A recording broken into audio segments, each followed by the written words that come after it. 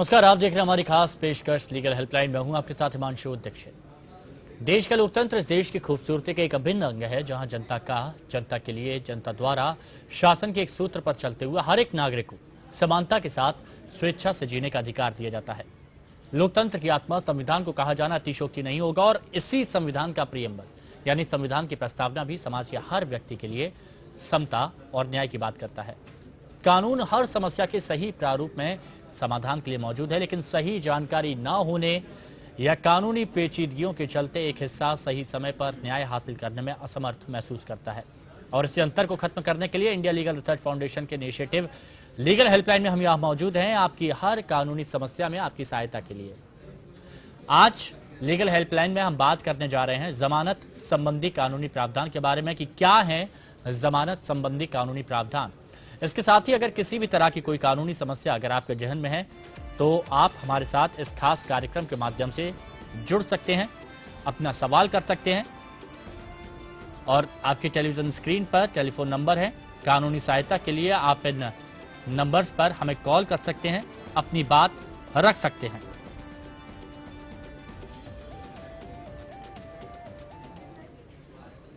तो जमानत से जुड़े हुए क्या कुछ कानूनी प्रावधान है, इसको लेकर आज हम लीगल हेल्पलाइन में चर्चा करेंगे। और आपके सवालों का जवाब देने के लिए हमारे साथ स्टूडियो में मौजूद है सुप्रीम कोर्ट के अधिवक्ता सुनील कुमार जी, और साथ ही हमारे साथ लखनऊ से मौजूद रहेंगे दया शंकर सिंह जी, लखनऊ बेंच इलाहाबाद हाईकोर्ट के अधिवक्ता हैं। आप दोनों का भी बहुत बहुत स्वागत है।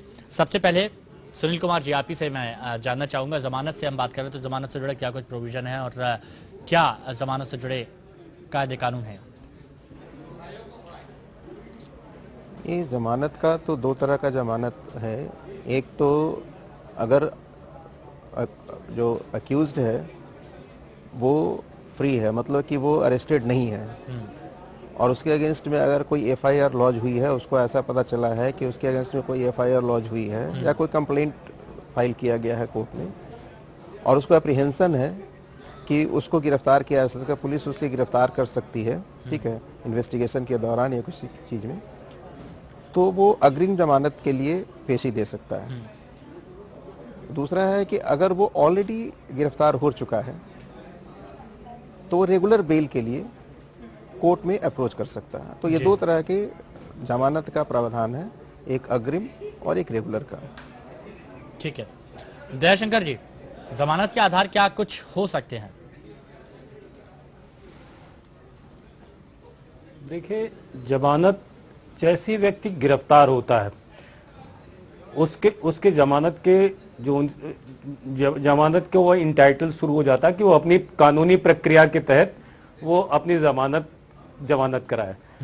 जैसे ही पुलिस उसको गिरफ्तार करती है, धारा 50 दंड प्रक्रिया संहिता के तहत पुलिस उसे बताएगी कि आप अपनी जमानत न्यायालय के माध्यम से, और यदि यदि यदि यदि अपराध जमानती है तो पुलिस के पास भी अपने बॉन्ड पेश करके जमानतदार दे करके जमानत प्राप्त कर सकते हैं, या न्यायालय के समक्ष जा करके जमानत की अर्जी दी जा सकती है। और ये जमानत दो तरह के होते हैं, एक तो जमानती अपराध होता है और एक गैर जमानती अपराध होता है, जिसे कहते हैं बेलेबल और नॉन बेलेबल। बेलेबल ऑफेंसेस में वो मैटर ऑफ राइट है, उसे अधिकार प्राप्त है कि वो जमानत प्राप्त कर ले, और नॉन बेलेबल ऑफेंस में ये कोर्ट का डिस्क्रिशन होता है कि वो देखे कि किन किन क्या क्या अपराध की कौन कौन सी अपराध की गंभीरता क्या है, और क्या ये अपराधी छूटने के बाद भाग तो नहीं जाएगा, क्या ये गवाहों को प्रभावित तो नहीं करेगा। ये सब देखते हुए न्यायालय की डिस्क्रिशन के ऊपर नॉन बेलेबल ऑफेंसेस में जमानत दी जाती है। ठीक है, जमानत के बारे में आज हम बात कर रहे हैं, यानी जो बात यहाँ पर निकल के सामने आ रही है कि जमानत दो तरह की, जैसा कि बताया कि जमानती अपराधों में जमानत और गैर जमानती अपराधों में जमानत। और मैं अपने दर्शकों से यही कहना चाहता हूं कि अगर आपको जमानत से जुड़े कानूनी प्रावधान आपको जानने हैं तो आप हमें कॉल कर सकते हैं, टेलीफोन नंबर आपकी टेलीविजन स्क्रीन पर है। मैं सर आपसे जानना चाहूँगा सुनील कुमार जी, जो बात यहाँ पर बताई अभी दयाशंकर जी ने कि दो तरह के होते हैं, एक जमानती अपराधों में जमानत, एक गैर जमानती अपराधों में जमानत, तो इसमें जो प्रक्रिया रहती है, प्रोसेस रहती है बिल की, ये सेम रहती है या फिर इसमें कुछ डिफरेंस होता है? नहीं, वो प्रक्रिया अलग है।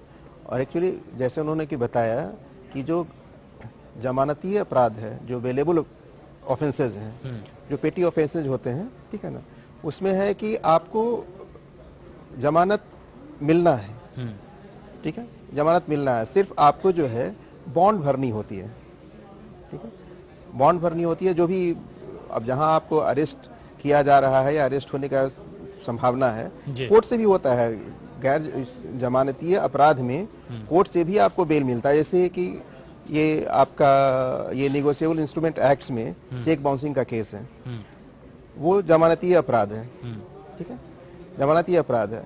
उसमें अगर आपको समन्स आता है, समन्स के बाद कोर्ट में अपीयर होते हैं, कोर्ट में अपीयर होने के बाद सिर्फ आपको बॉन्ड भरना है, जो कोर्ट डायरेक्शन देगी कि इतना का आपको बॉन्ड भरना है, ठीक है, या सिक्योरिटी देनी है, वो आपको सिक्योरिटी देनी है और बॉन्ड भरना है, ठीक, आप बॉन्ड भरेंगे, कोर्ट आपको जमानत ग्रांट करेगी ही करेगी, उसमें कोर्ट का डिस्क्रेशन नहीं है। आप इंटाइटल हैं जमानत के लिए, सिर्फ आपको प्रक्रिया ये पूरी करनी है कि सिक्योरिटी का जो रिक्वायरमेंट है वो सिक्योरिटी आपको देनी है, बॉन्ड जो भरना है वो बॉन्ड भरना है। वो कोर्ट में भी हो सकता है, पुलिस के पास भी हो सकता है। क्या इसमें कोई टाइम लिमिट इसमें कोई फिक्स की जाती है क्या? अगर बिल लेना है, जमानत लेना है, तो कोई टाइम लिमिट ऐसा कुछ है इसमें, टाइम बाउंडेशन को? नहीं, टाइम लेने की कोई नहीं है। आपको खुद अगर आपके अगेंस्ट में कोई क्रिमिनल ऑफेंस लॉज हुआ है, रजिस्टर हुई है, ठीक है, वो अगर जमानतीय अपराध है, ठीक है, तो आपको जमानत जब चाहे आप ले सकते हैं, ठीक है, इसमें टाइम लिमिट का कुछ नहीं है। बस उसमें यही है कि आप जितनी जल्दी हो सके आप जमानत ले लें, क्योंकि उसमें पुलिस आपको अरेस्ट करेगी नहीं, करेगी तो आपको जमानत दे देगी, जमानत दे देगी, आपको सिर्फ जो बॉन्ड भरने का, सिक्योरिटी देने का जो रिक्वायरमेंट है वो फुलफिल करना है, ठीक है। गैर जमानती जो अपराध है, और गैर जमानत में जो है अगर आप कोर्ट के पास अप्रोच करना है, तो उसमें है कि भाई आप ऑलरेडी कस्टडी में हैं, वो आपकी मर्जी पे है कि आप कब मूव करते हैं, कब नहीं मूव करते हैं। इनिशियल मूव करने का उसमें कोई लिमिट नहीं है कि आप, टाइम लिमिट है कि आप कब मूव कर सकते हैं। हाँ, हमारे साथ इस पर हम और तफसील से बात करेंगे। हमारे साथ एक दर्शक इस वक्त जुड़ चुके हैं, ताज नगरी आगरा से गौरव बताइए किस तरह से आपकी मदद कर सकते हैं? हाँ जी सर, ये जो जमानत संबंधी बता सकते हैं कि कोई और भी पूछ सकते हैं कानून संबंधी के बारे में? नहीं, आप बताइए आपको किस तरह की मदद चाहिए, आप अपना सवाल रखिए। जी सर, हमारा आज से लगभग 12 साल पहले हमारे रजिस्ट्री के कागज खो गए थे प्लॉट के, तो सर वो कैसे निकल सकते हैं? आपके प्लॉट के कागज खो गए थे रजिस्ट्री के। हाँ, तो सर वो कैसे निकल सकते हैं? रजिस्ट्री के आपके कागज खो गए तो वो कैसे निकल सकते हैं? इसके लिए इनको कुछ कहीं पर दोबारा से आवेदन करना होगा शायद। नहीं, वो तो जैसे रजिस्ट्रेशन होता है रजिस्ट्री ऑफिस में, सब रजिस्ट्रार के ऑफिस में, आप संबंधित दस्तावेज उन्हें जब सौंपेंगे या फिर आप उनसे अपनी बात रखेंगे तो निश्चित तौर पर वहाँ पर वो सारी चीजें निकल के सामने, मेरे ख्याल से शायद तहसीलदार इनकी अगर खो गई है, ये बोल रहे हैं ना कि इनका रजिस्ट्रेशन, जो रजिस्ट्री किया हुआ जो डीड है वो खो गया है, वो खो गया है, तो जहाँ रजिस्ट्रेशन होता है सब रजिस्ट्रार ऑफिस में, तो एक कॉपी वहां भी होती है, आप उसका सर्टिफाइड कॉपी अप्लाई करके वहां से ले सकते हैं। चलिए, शुक्रिया आपका हमारे साथ जुड़ने के लिए। और जमानत संबंधी अगर कोई भी कानूनी प्रावधान या फिर आपको कोई समस्या है तो आप हमारे साथ हमें कॉल कर सकते हैं, हमारे नंबर आपके सामने है। दयाशंकर जी, जो बात यहाँ पर जमानत की चल रही थी, एक चीज ये जानना चाहता हूँ कि सेशन कोर्ट या फिर उच्च न्यायालय से जमानत के अलग अलग प्रोसेस रहते हैं, वहां पर किस तरह से हम जमानत कर सकते हैं? और अगर कहीं पर एक जगह जमानत आपकी खारिज हो जाती है तो फिर आप अपर कोर्ट में अगर जमानत के लिए जाते हैं तो इससे जुड़े भी क्या कुछ पहलू हैं? देखिए, हमारा दंड प्रक्रिया संहिता है, उसकी धारा 439 है, जिसमें जिला न्यायालय, डिस्ट्रिक्ट कोर्ट्स को और हाई कोर्ट को इक्विवेलेंट पावर दे रखी है। लेकिन सबसे पहले यदि गैर जमानती अपराध है, जिसमें सजा 3 साल से या 7 साल से ऊपर की है, ठीक, और लोअर कोर्ट ने जमानत खारिज कर दी है, तो सबसे पहले हम जिला और सत्र न्यायालय, डिस्ट्रिक्ट एंड सेशन जज कोर्ट में जमानत प्रार्थना पत्र देते हैं, और प्रोसिक्यूटर को सुनने के बाद यदि न्यायालय ये पाता है कि ये व्यक्ति जमानत का पात्र है, उसको लगता है उसका, तो वो जमानत दे देता है डिस्ट्रिक्ट एंड सेशन कोर्ट। अगर डिस्ट्रिक्ट एंड सेशन कोर्ट जमानत खारिज करता है तो 439 में ही उच्च न्यायालय को पावर है, अधिकारता है कि वो जमानत प्रार्थना पत्र वहां सुनवाई करे। तो जो मुलजिम है वो डिस्ट्रिक्ट एंड सेशन जज कोर्ट से जब जमानत निरस्त हो जाती है तो उच्च न्यायालय में अपनी एप्लीकेशन डाले, बेल एप्लीकेशन डाले और वहां पर भी सुनवाई का उसको मौका दिया जाएगा। और अगर माननीय उच्च न्यायालय को लगता है कि ये जमानत पाने का अधिकारी है, अपराध की गंभीरता और कि इसमें कहीं न कहीं ऐसा प्रोसिक्यूशन का लेचेज है कि ये मुकदमा छूट सकता है या तमाम और चीजें हैं, तो ये डिस्क्रिप्शन पूरा जज को जाता है। उन्हें लगता है कि ये व्यक्ति जमानत का पाने का अधिकारी है तो माननीय उच्च न्यायालय, हाई कोर्ट जो है उसको जमानत दे देगा। तो दो ऑप्शन उसके पास है, डिस्ट्रिक्ट एंड सेशन जज कोर्ट और हाई कोर्ट। ठीक है, मैं अपने दर्शकों से एक बार फिर कहना चाहूंगा कि जमानत से जुड़ी अगर आपको कोई समस्या है तो आप हमें कॉल कर सकते हैं। आप कानूनी प्रावधान जानना चाहते हैं तो भी आप हमें कॉल कर सकते हैं। अगर आपको किसी तरह की कानूनी सहायता चाहिए तब भी आप हमें यहाँ पर कॉल कर सकते हैं। और जमानत को लेकर बात चल रही है और काफ़ी कुछ यहाँ पर जानकारी अभी मिली है सुनील कुमार जी, लेकिन एक सवाल मैं आपसे यहाँ पर पूछना चाहूँगा कि एंटीसिपेटरी बेल के बारे में आपने बताया और साथ में ये भी मैं जानना चाहूँगा कि जैसे मुचलके पर जमानत मिलती है ना जी, मुचलके पर, तो वो राशि तय कैसे की जाती है? अपराधों की गंभीरता को देखते की जाती है या फिर इसके कुछ और नियम रहते हैं?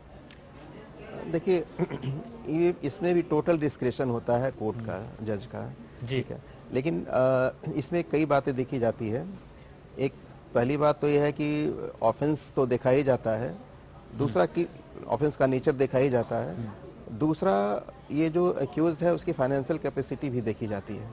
ये भी बहुत बड़ा फैक्टर होता है कि वो उस तरह का बॉन्ड देने में सक्षम है या नहीं है। और एक जो इकोनॉमिक ऑफेंसेज होते हैं, नॉर्मली इसमें जो बॉन्ड जो है इसमें हायर अमाउंट का रहता है। अदर जो ऑफेंसेज में कोर्ट का कम का भी रहता है। तो इसमें ऐसा कोई हार्ड एंड फास्ट नहीं है कि इसमें इतना का होना चाहिए, इतना का होना चाहिए। ये कोर्ट केस के बेसिस पे, केस टू केस बेसिस पे वो डिसाइड करते हैं, कोर्ट का डिस्क्रिप्शन होता है। और ये सब गाइडिंग फैक्टर्स होते हैं जिसको कि कोर्ट कंसिडरेशन में लेता है कि कितना होना चाहिए, कितना नहीं होना चाहिए, किस तरह का ऑफेंस है, एक्यूज का क्या फाइनेंशियल कैपेसिटी है, किस तरह का उसका इन्वॉल्वमेंट है उस केस में, इकोनॉमिक ऑफेंस है, अदर ऑफेंसेज है। ये सारी चीजों को देखते हुए ही कोर्ट जो है उस पे ये बॉन्ड के बारे में डायरेक्शन देती है। ये भी चीज ध्यान में रखी जाती है कि जो जिसको जमानत चाहिए वो वृद्ध है, महिला है या फिर कोई बीमारी है, ये सारी चीजें भी देखी जाती हैं। बहुत सारी फैक्टर सारे चीज कंसिडरेशन में होते हैं। मैंने कहा ना कि उसकी फाइनेंशियल कैपेसिटी का ज्यादा कंसिडरेशन होता है। महिला होने का और ये सब होने का भी कंसिडरेशन हो सकता है, लेकिन ये nature of offences, financial capacity, ये ज्यादा डिटर्मिनिंग फैक्टर होते हैं उसमें कि क्या होता है। लेकिन ये टोटल डिस्क्रिप्शन है कोर्ट का, वो क्या करेगा, कितना करेगा, नहीं करेगा। ठीक है दयाशंकर जी, जमानत वापस लेने से संबंधित भी कुछ यहाँ पर प्रोविजन है? कुछ जमानत वापस लेने के लिए जो प्रक्रिया यहाँ पर रहती है उसके लिए क्या करना चाहिए? अगर ऐसा कुछ होता है, कोई जमानत वापस लेता है तब क्या? ये प्रक्रिया हमारे सीआरपीसी में दी गई है। यदि कोई, देखिए, जमानत ये होता है कि उस व्यक्ति को 2 श्योरिटीज के अंडर में उसको रिहा किया जाता है। तो वो ड्यूटीज 2 श्योरिटीज की होती है कि वो एक्यूज जो है वो न्यायालय में ट्रायल के दौरान उपस्थित होगा जी। अगर श्योरिटीज को ये लगता है कि जिसकी उसने जमानत ली है और वो जमानत को विड्रॉ करना चाहता है, तो न्यायालय में एक एप्लीकेशन देगा कि साहब इस फला व्यक्ति की कि मैंने जमानत ली है और मैं इससे अपने आप को विड्रॉ करना चाहता हूं, तो एक्यूज को न्यायालय के सामने उपस्थित कराना पड़ेगा और एक एप्लीकेशन देनी होगी कि साहब अपनी श्योरिटीज को वापस ले रहे हैं।